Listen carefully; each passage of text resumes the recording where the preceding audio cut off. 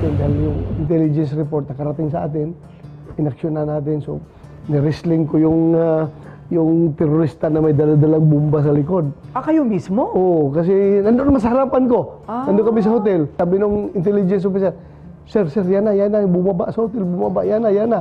So, pumunta doon sa counter, yung tawag yan, counter ng hotel. Nilapitan ko na, yung backpack niya ang gusto kong agawin. Dahil alam ko, isang beses lang tayo dadaan sa mundong ito kung anong pwede mong gawin. That will bring difference to the situation. Gawin mo na dahil hindi na tayo babalik dito sa mundong ito. Former Chief PNP Bato de la Rosa na ngayon ay kasulukuyang senador ay nagkwento siya sa karanasan niya bilang isang magiting na sundalo sa kanyang serbisyo sa hukbong sandataan ng Pilipinas, no? So matindi pala yung karanasan ni Senator Bato, no? Nung siya pa ay sundalo. At kung pakinggan natin yung kanyang kwento, ay talagang sumasabak ito sa gera.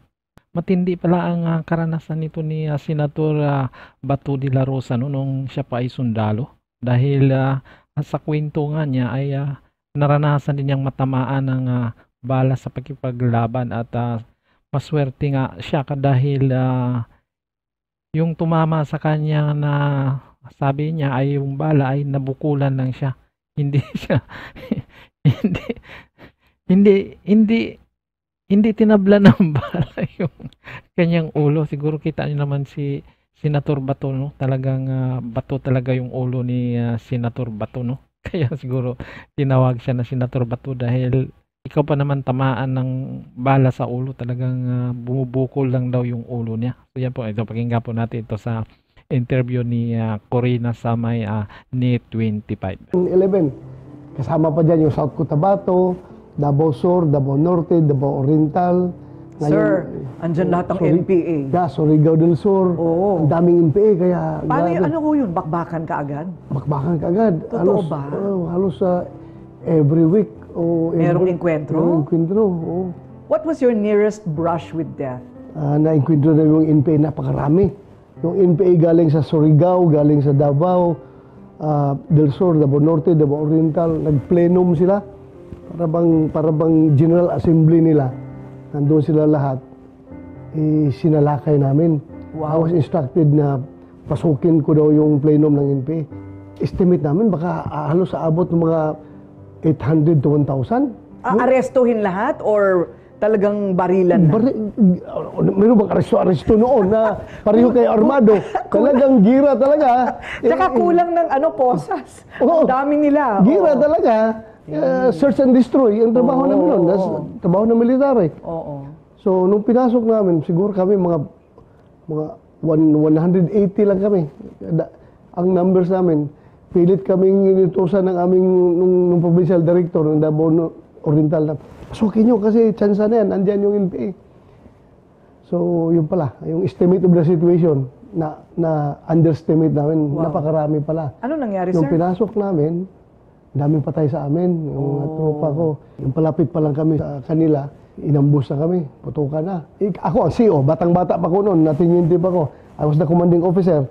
Tapos yung aking mga sundalo ay puro mga constabulary. Kumbaga, puro mga private. Ilan lang yung mga sarhinto na mga team leader. So sabi ko, marami namang casualty. So ang ginagawa ko, takbo ako ng takbo from point to point. From doon sa pinakaunahan hanggang sa likuran, chine-check ko sila para hindi ma-demoralize. Sabi, may mga, encourage ko sila na lumaban. So, nakita siguro ng NPA na ako yung commanding officer kasi ako yung nagsusupervise, patakbo-takbo. Kasi minsan may sisigaw, aray sir, tinamaan ako. Tapos ma-demoralize na yung mga katabi. So nilalapitan ko, na-instructionan ko yung mga katabi na, sige, kargahin nyo, dali sa likod. Kasi kung nandiyan sa harapan, sige iyak, ma-demoralize yung katabi. Dali sa likod, para lumaban yung sa harapan. So, nakita ng NPA, tinamaan ako, binaril ako. Ay. Tinamaan ako sa ulo. Sa ulo? Sa ulo. Baligtad ako.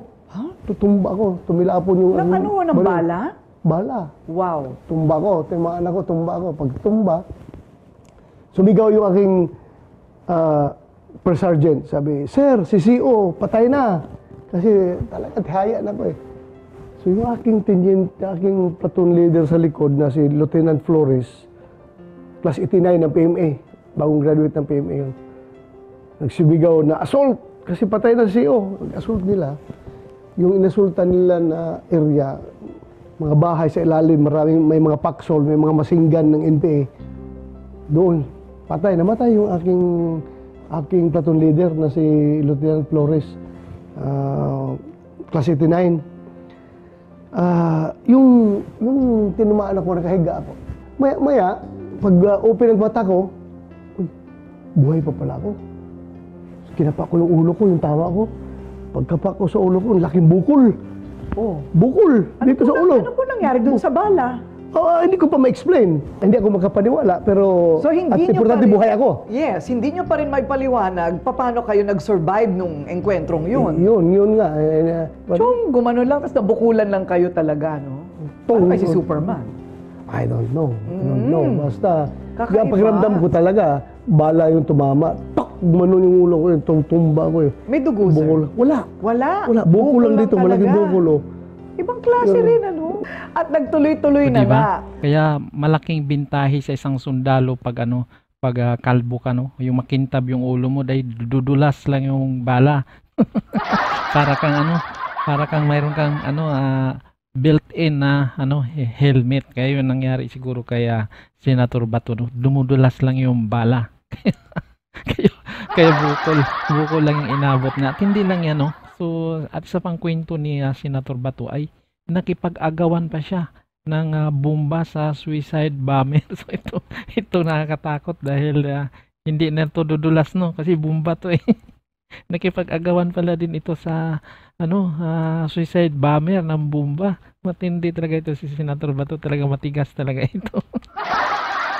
Maging ganun ito. Ang dami niyang mga award. Top 5 awards bilang pulis. Ano po yan? Pinakabatas dyan yung medalya ng pambihirang paglilingkod. Bali, second highest award yan ng PNP. Binigay sa akin yan dahil sa paglaban sa terorismo. Yung merong Malaysian na miyembro ng Jemaah Islamiyah na pumunta sa Davao, nagdala ng bomba. Kaya pasabugin niya yung hotel na puno ng mga Amerikano. may isang hotel doon sa Davao na kasi yung Typhoon Pablo ba yun? Typhoon Pablo. Nagdatingan yung mga puti doon para tumulong sa relief and rehabilitation efforts sa isang hotel. Yung parang target ng terorista, Jemaah Islamiyah, si Zulkifli. Paano mo nakarating ng nagbarko? Bangka? Hindi, kung siya eh.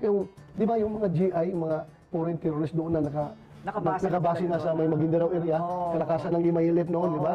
Doon na sila nakabase. So, yun, bumiyahin Davao para magdala ng bomba, pasabugin yung hotel. Luckily, na-foil natin dahil yung intelligence report nakarating sa atin, inaksyon na natin. So, na-wrestling ko yung terorista na may dala-dalang bomba sa likod. Kayo mismo? Oo, kasi nandun naman sa harapan ko. Nandun kami sa hotel. Sabi ng intelligence officer, Sir, yan na, bumaba sa hotel, bumaba, yan na. So, pumunta doon sa counter, yung tawag yan, counter ng hotel. Nilapitan ko na, yung backpack niya ang gusto kong agawin dahil alam ko yun ang bomba. Ni-wrestling ko, kinuha ko yung bomba. Hindi kayo ninervyos, baka biglang sumabog. Ito nga ang kwento eh. Nung nagbuno siya ng cellphone, you want the bomb, I will explode it. Sige siya pindot sa cellphone niya, kung nag-ilaw-ilaw na yung cellphone niya. Ang ginawa ko, iniwan ko siya, tumakbo kami lahat. Dahil bomba na yun eh. Bomba.